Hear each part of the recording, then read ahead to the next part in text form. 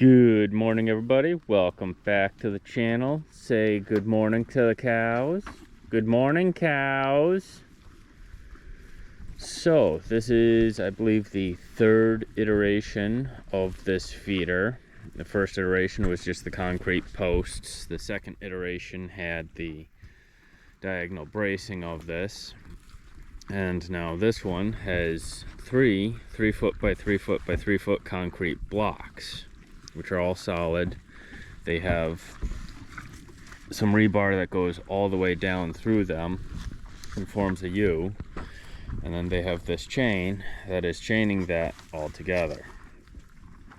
This way, when Curly decides that he wants to push or fold it in half, he has to pick up all three concrete blocks, push that beam through all three of them, and it won't work. This one also has the added benefit of when I set the bale in, it pushes it closer to them so they don't have to reach as far, which is primary reason I believe they were pushing so hard, was they were trying to push in to get all of the hay that's here. This pushes the hay back out to them so that doesn't happen. Now these originally were going to be to raise that shed, put them around the corners, and then extend the walls down, but I'll have to make some more for that project. You'll also notice this black cable, which is just insulated fence, so that I can reach in here with the tractor and a chain to pick the hay net up. So instead of pulling the hay net out by hand like I was, I'm using the tractor to pick it up, unhook it, empty whatever left is in the hay net out into there as a base, which you can see that they're eating right now, as well as what they're pulling out through the hay net. That adds a base down inside, which helps prevent it from freezing to the ground, and it allows them, as they push it around, to... Don't be mean, Curly. Allows them to eat more of it as well. That way all of the hay stays inside. As you can see, we really don't have that much buildup of hay outside like last time. Last time the whole thing, you can still see it in that hay, or the hay in the pile over there. The whole thing was just hay everywhere outside and wasted. So it's what we're trying to prevent this time. And so that is our third or fourth iteration. I'm still leaving this piece of plywood here so that these small guys like Patrick here don't sneak out through this section or decide to climb in, as I've had happen before, and then climb over and break this fence, which I've had happen before as well.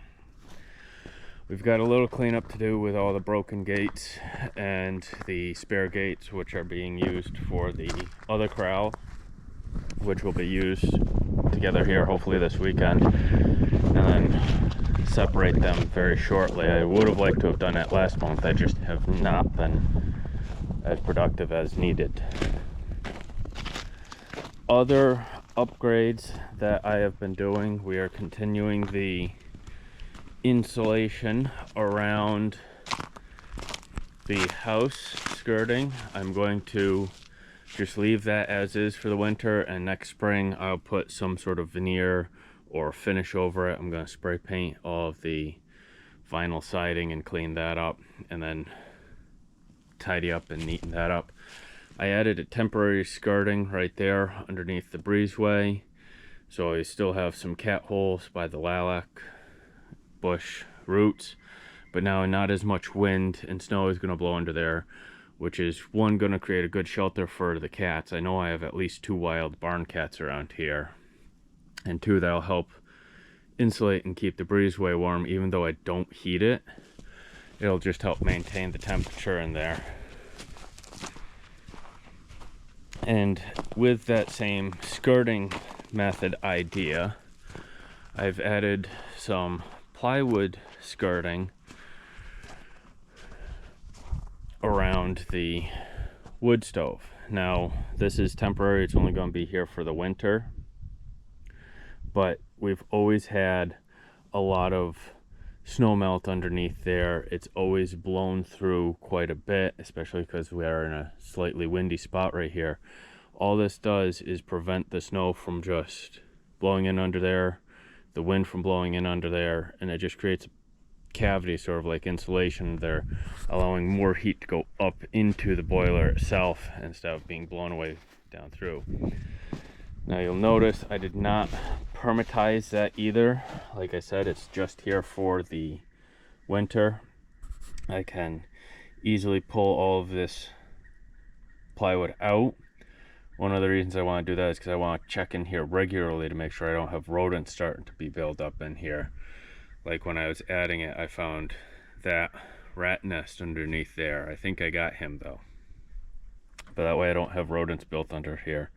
It also does allow for the wild cats to hide under there in a bad storm, but they've got plenty of hiding spots now.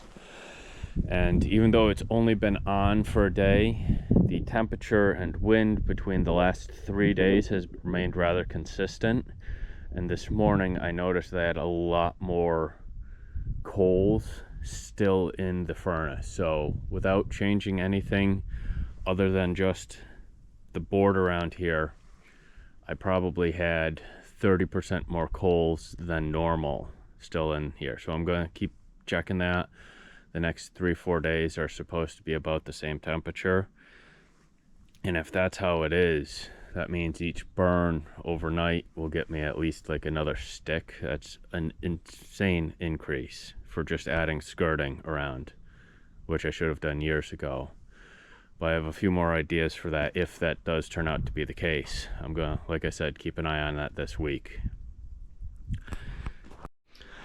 And our last update before the new year, at least as far as you guys are concerned, because I'm about a month out with my videos right now. I can still hear that one.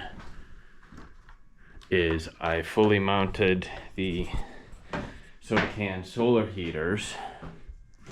And unfortunately, it's just an overcast, cloudy, miserable day. So they aren't going to be doing much good. There we go. When it's not sunny enough, you can just hear the motor whining as it tries to spin. So that's why I'm just unplugging it for the day. Now you notice that these are a lot more upright than they were. And that accounts for I want more just winter sunlight rather than summer sunlight. I'm still gonna have to cover these. This summer I had to turn both of them around, otherwise this place just cooked, which it normally does get nice and warm in here anyways.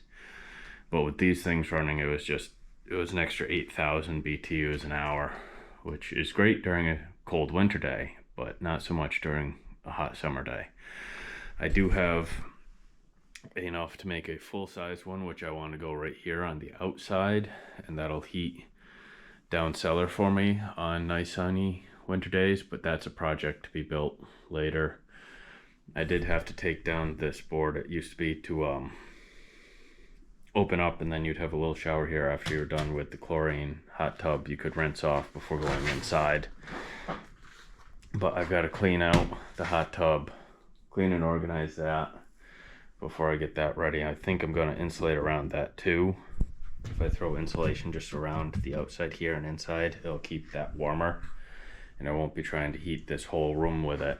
So it needs cleaning, but other than that, it works. So that is the updates for the end of November. You guys are going to get this at the end of December. Our plants are doing good. We got a little sunburn here on the leaves of these jade plants, but we are still getting a bunch of peppers, which are delicious and extra hot. And so yeah, questions, comments, concerns, leave them in the comment section. I'll leave a few links down there for the nag bags and a few other small things. And other than that, I wish you guys a Merry Christmas, a Happy New Year's, and stay warm and safe this winter.